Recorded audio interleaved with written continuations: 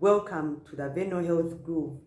Today we get to answer all of your questions about breast cancer. There's been a lot of questions from our followers on the various social media platforms around breast cancer, and we'll answer all of those questions in this session. For those of you who don't know about this show, this is the show where we get to answer any health-related question. And the way to ask those questions is to visit any of our social media platforms and ask any of the questions that you might have about health or about your body. You can also get to ask questions through our WhatsApp numbers, which are still on all our social media pages. So just check out our WhatsApp numbers and ask questions in case you would prefer to ask those in a manner that's a bit more private. So today we will talk about breast cancer because we've received so many questions regarding breast cancer. And I guess this is because this is the month for breast cancer awareness. So there is a lot of information out there which has elicited so many questions from you, our followers. So we will answer all of those questions. And of course, if we don't answer all the questions you have about breast cancer, feel free to come to comment and ask any other questions that we might not get to during this session. So most of our questions we've received are really around how to do the self-screening. But before we get in there, let's ask ourselves who should actually be self-screening. And I guess if I asked most of you, the answer would be all women or women. But that's actually wrong. It's not only women, it's both men and women who should be screening for breast cancer. Of course, most breast cancer mostly affects women, but we have a few men who actually get breast cancer as well. And unfortunately, it tends to be more aggressive when it affects a man. So very, very important for the men as well to learn how to actually self-screen for breast cancer. When do we do this self-screening? Self-screening should be done every month. For the men, pick an appropriate day or a day where you're less likely to forget. You could pick the first day of the month, or you could actually pick the last day of the month. So whatever suits you should be fine. Just pick any day which you're likely to remember every month. For the women, breast cancer screening is best done between the 3rd and 7th day after the start of your period. Yeah? So for us, there is a reason why we have to do it within the constraints of those days. This is because our menses, our breast texture does change during that various stages of the menstrual cycle. So we are advising you to do the self-screening between the 3rd to 7th day after the start of your menses, because that's when it's easiest for you to detect any changes within the breasts. Now, you're going to ask me, what does a normal breast even feel like? Because that's important. You're going to learn how your breast feels like if you do this routinely. So if you do this from month to month, then you will know what your normal breast tissue feels like. However, if you're not doing it on a regular basis, you might actually be confused. You might feel, normal texture within the breast and think it's abnormal. Or you might miss abnormal lumps within the breast. So really, really important for you to make it a habit to check your breasts, because your hands will get used to the normal feel of your breasts. And once something unusual happens, it will be easy for you to pick that out. Yeah? So I hope we are on the same track. This is really, really important. And the reason why we're emphasizing breast cancer screening is it's the commonest cancer amongst women especially. And it tends to grow a bit more rapidly than most cancers that we are used to. So it's really, really important that you identify it early, and that when you identify these unusual changes, you actually go and have confirmation, screening and diagnosis, and if positive, there is treatment, ample treatment at the Uganda Cancer Institute. So in case your breast is abnormal, please don't lose hope. There is actually treatment for it. Yeah? Okay, so who should be screening? What age groups? I think that's the other question people have been asking. When do I stop screening? At what age do I stop screening? At what age do I start screening? Screening should start during puberty for both men and women, or boys and girls in this case, yeah? So once all these, we call them secondary sex characteristics, you grow hair in your armpits, the men's voice changes, for us ladies, the breasts start to grow. Once those changes happen, that's the time you should actually start to screen for breast cancer. Obviously, like most cancers, it tends to be more common as the older you get. So women and men aged above 30 are more at risk of getting breast cancer, and therefore they should take screening even more seriously. However, this does not mean that you can't get breast cancer when you're in your 20s. So please, puberty, start breast cancer screening. Parents, if you have your children, your teenagers at home, this is something that you should bring up during the holiday. Teach them how to actually screen, so that they actually get to learn more about their body and the normal breasts. Okay? So every man, every woman who has reached puberty should screen for breast cancer. And when do you stop? When are you less likely to get breast cancer? So it doesn't stop. You stop screening for breast cancer only after you've died, yeah? So it has to continue every month until God calls you, okay? Yeah, so I hope those are clear. I think most of our questions were around when should we start, when should we stop. Now we're going to go into the other question of how do we actually screen for breast cancer. So there are various screening methods. There's what we call self-screening. It has to start with you. You have to screen at home, and in case you do observe any abnormalities, which we are going to talk about, then please continue, go to your healthcare provider, your doctor, your nurse, so that they also have a chance to examine you, and if need be, they will send you for certain tests such as ultrasounds or mammograms. But it starts with you. The monthly screening has to be done by you, and it's best done by you, okay? So screening, the monthly screening, self-screening, involves 2 steps. The first step is just observing. You stand in front of a mirror and look at your breasts. Ideally, breasts should look more or less the same, because for some of the ladies, and again, this you should have seen when you're growing up, sometimes one breast is slightly smaller than the other. So if that's normal for you, if that's how it has always been, then it's fine.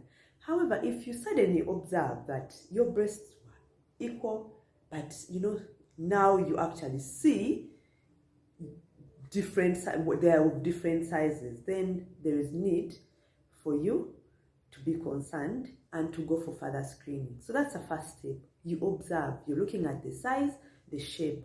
Have there been any changes in size? Have there been any changes in shape? Okay, I hope that's clear. What else do we observe for? We observe for changes on the skin. The skin should be the same coloration as the rest of the skin, your breast skin, and also it shouldn't have any different nodes on the skin. So it should be nice and even. Yeah, so we observe for shape, size, and skin. What's the other thing that we are going to observe for? We are also going to observe to see the nature of the nipples. Now, for most women, for most men, the nipples are pointed. There are a few women where it's normal. They have what we call inverted nipples. Yeah. So if your nipples have always been inverted, again, that's fine, because that's what they've always looked like. However, if suddenly you see your nipple is inside, instead of being pointed, it's inside, that's not a good sign, and it's something that should cause you to worry. Okay? So now, after observing, remember you're doing this in front of a mirror. After observing, what are you going to do? We are going to examine by touching. or what the doctors like to call palpation. So I might use the word palpation, so don't worry in case I use it. I'm going to try and remember to use touch, but if I use palpation, know that it just means touch, yeah? So you're also going to become mini doctors after the end of all these shows, because you're going to keep learning new terms, okay? So the first step, like we said, is observing. The next step for breast cancer screening is touching. Touching. Now touching, we use our hands to touch, and you use the right hand to examine the left breast, and the left breast to examine the left hand to examine the right breast. Okay, so just opposite, yeah. And what do we use? So we have 5 fingers, most of us, yeah, and we use mostly these 3 fingers.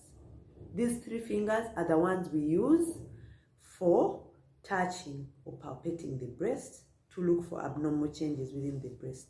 The pinky is paired, and so is the thumb.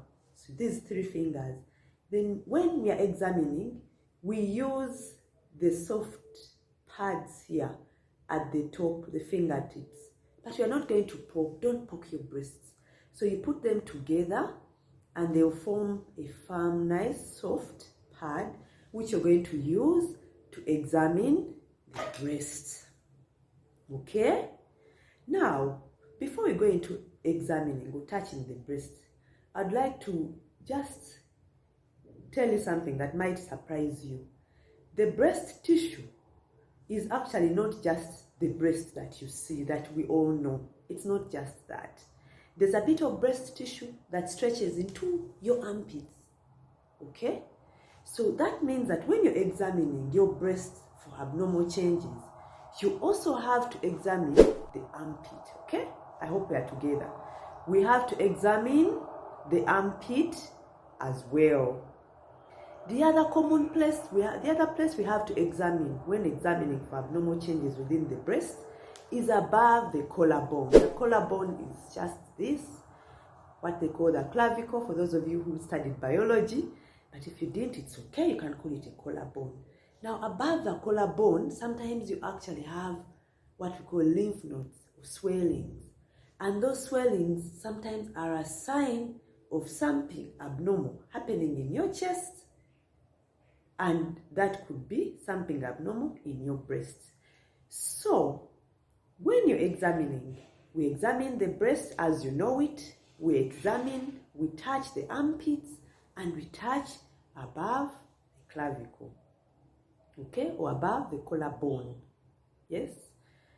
Now, there are 3 different methods of touching, and it doesn't matter. You can pick what works for you. I'm going to go through all of them, but pick what works for you and what's easy for you. It's advisable to use the same method every month. Why is that advisable? 1, because when you use that same method, you get better at it with time. You get better at it. But importantly, whichever method you choose, make sure that as you touch the breast, you don't skip any part. Do not skip any part. You have to be very systematic. So it's not just about touching all over the breast. We have to be systematic to make sure we are not skipping any part of the breast.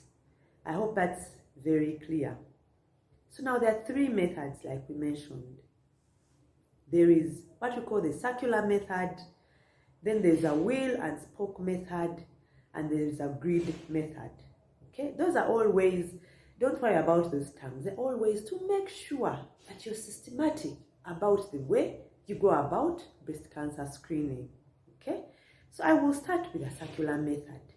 Now, with a circular method, you start from the armpits, then go around the outer breast, move in a circular motion towards the nipple. So you start from the armpits, you go around the breast, the outer part of the breast, as you move in a systematic and circular way towards the nipple.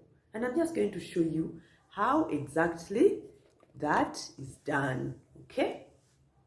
Yes, so circular. I'm going to just show you that if I'm examining the armpit, you put your hand, and I'm using my right hand to examine my left breast. And I'm going to put my left hand behind the head. Why am I doing that? When you do that, you, first of all, you stretch out the breast, and it becomes easy for you to detect any abnormal changes within the breast. But also, it allows you to check and touch inside the armpit. Remember, we said some of our breast tissue stretches in the armpit. Now, as you touch the breast, you have to touch it both on the surface and deep. So the movements that you make around the breast have to be surface and then deep, surface and then deep.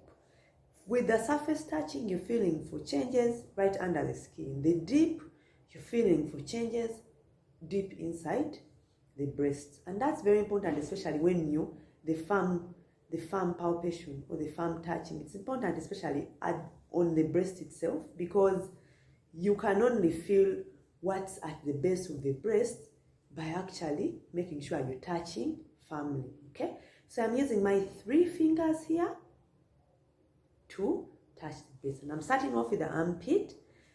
I go all around, circular, all around, all around, all around the breast, all around the breast, all around it, all around it, all around it. Okay? Yeah? Then I come towards the center of the nipple. You will likely do about 3 rounds as you advance towards the center of breast, and finally touch the nipple. Okay? Now that is what we call the circular method. Now, there's another method called the wheel and spoke method. Now, with the wheel and spoke method, look at the breast as, just think about it like the wheel of a car tire or the wheel of a bicycle. Or for those who like to eat fast foods, think about it like a pizza, okay? If you think about it like a pizza, each pizza has its different slices, which are like shaped like a wedge, yeah? So you will divide the breast into a number of wedges, and when you're examining for that particular method, the wheel and spoke, you move from the outer side of the first wedge towards the center or the nipple. Then come back, go to the next wedge or the next slice and do the same. Okay? So you see, yeah? Until you go around all the wedges. Okay? So I hope that's clear. The last method which we talked about is what we call the grid method. Now with the grid, you divide your breast into 3 or 4 lines running vertically. Most people prefer the vertical lines, and that's what they call a grid. So think about it like a grid. And again, you examine the breast grid by grid. So if I have put 3 vertical lines here, I will start with this grid, go down, finish it, do the same, go to the next grid, go down, finish it, go to the next grid, go down, finish it. Again, the last grid should be the armpit area. When you're done examining the breast, then go above the collarbone, then check and see if there are masses or swellings in that part. Do the same with this hand for the second breast. Okay? Now, you're going to ask me, what's the best position for actually doing this? You have to actually do this in 2 positions. The first is when you're standing. That's usually best done in the shower. So when you're bathing, you can do this, and the soapy water actually makes it easy for you to feel for masses, especially those under the skin. Okay? So when you're bathing, so before you start your shower, or when you've just started your shower, it's a good time to actually do yourself your breast exam as you're standing. And you can use any of the 3 methods that I've talked about, whichever you're comfortable with. Okay? Now, when you're done with standing, examining in that standing position, it's also advisable to go lie on your bed with a towel or low pillow on just behind your shoulders. And that just helps pop the chest and the breast a little bit up to make it easy for you to examine the breast. So again, when you lie in that position, remember to always put your hand behind when you're examining, whether you're lying or standing. Then pick any of the 3 methods we've already described and examine your breast. Now, why is it important to actually use 2 positions? This is important because if you're standing, it's easier to feel for masses or swelling that are in the upper part of the breasts. When you're lying down, it's easy to feel for abnormal swellings or changes that are in the lower part of the breasts. So, you're going to ask me, what are you looking for as you examine or touch the breasts? You're looking for lumps, small swellings. Sometimes you feel them like little balls moving about the breast. So you touch it, moves to the other side, and so on and so forth. But sometimes those balls are actually in one position. They tend to be round. Yeah? So that's one of the things you're looking for. But beyond that, you're also looking for pain, what we call tenderness. If there is pain, particular part of the breast, that's important to examine, to report. You're also looking for firmness. So beyond just swelling, sometimes you touch a certain part of the breast and it feels like there is something hard or firm within that breast. That is also something that needs to be reported.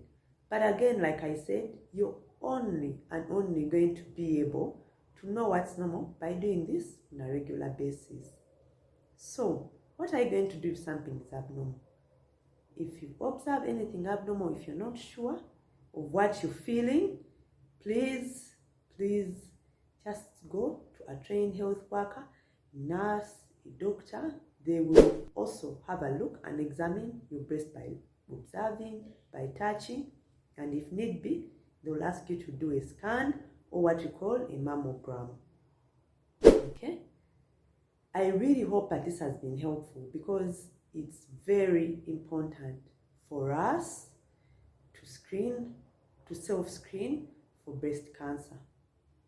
So before we conclude, I'm just going to recap what we have discussed today, what I've shared. One is that both men and women should be checking for their breasts. Secondly, we should be doing this every month. For women, this is best done between the 3rd to 7th day after your period started. For the men, you can choose any day that's easy for you to remember. And it should be done as soon as someone gets to puberty. Although breast cancer is more common in the older age groups, and so those above 30 should even take this screening more seriously. So I hope this has been helpful. Remember to subscribe to our channel. We'll be bringing you more and more health information. We'll be answering your questions, and feel free to go to any of our social media handles and ask these questions. We look forward to hearing from you, feedback about this video, and to hear from you about any of the health challenges that you might have. Thank you very much and enjoy the rest of the year. Thanks. Goodbye.